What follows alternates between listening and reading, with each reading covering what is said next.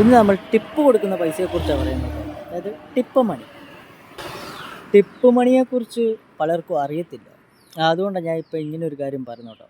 Tip മണി എന്ന് പറഞ്ഞാൽ നമ്മൾ ചെയ്യുന്ന സർവീസിൻ്റെ ചാർജില്ല, അതിനേക്കാളും അഡീഷണലായിട്ട് കൊടുക്കുന്ന പൈസക്കാണ് ഈ ടിപ്പ് എന്ന് പറയുന്നത്. ടിപ്പ് കൊടുക്കുക എന്ന് പറയുന്നത് കേട്ടോ. കുറച്ച് മുമ്പ് ഒരു സംഭവം നടന്നു. ഞാൻ ഒരു പെട്രോൾ പമ്പിൽ എയർ അടിക്കാൻ പോയപ്പോഴത്തേക്ക് ഒരു പയ്യൻ എയർ അടിച്ചുകൊണ്ടിരിക്കേണ്ട വണ്ടിയാണ്.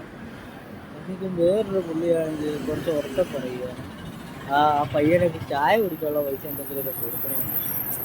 അപ്പോഴത്തേക്കും ഞാൻ ആലോചിക്കുമായിരുന്നു, എന്താ ആ പയ്യനെന്താ ഈ പുള്ളി എന്താ പരസ്യമായിട്ട് അപമാനിക്കുവാണ്.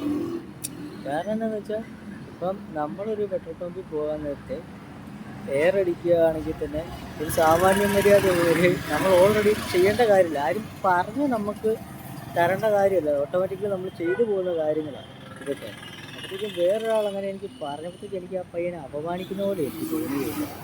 അപ്പോഴത്തേക്കും എനിക്ക് പറയാനുള്ളത് എന്താണെന്ന് വെച്ചാൽ, അവൻ ചെയ്ത ജോലിയുടെ കൂലിയാണ് നമ്മൾ അവന് കൊടുക്കുന്നത്. അല്ലാതെ ഒരിക്കലും അവൻ നമ്മളോട് ശിക്ഷ അയക്കുന്ന ഒരു വ്യക്തിയല്ല. അവൻ ജോലി ചെയ്തതിൻ്റെ കൂലിയാണ് അവൻ ചോദിക്കുന്നത്. അപ്പം നമ്മളാണെങ്കിൽ ഇപ്പം നമ്മുടെ സന്തോഷം അനുസരിച്ച് നമുക്ക് ഇഷ്ടം പടി വേണം, അല്ലെ എത്ര രൂപ വേണമെന്ന് വെച്ചാൽ നമുക്കവന് കൊടുക്കാൻ പറ്റും, നമ്മുടെ സന്തോഷത്തിൻ്റെ പുറത്ത്.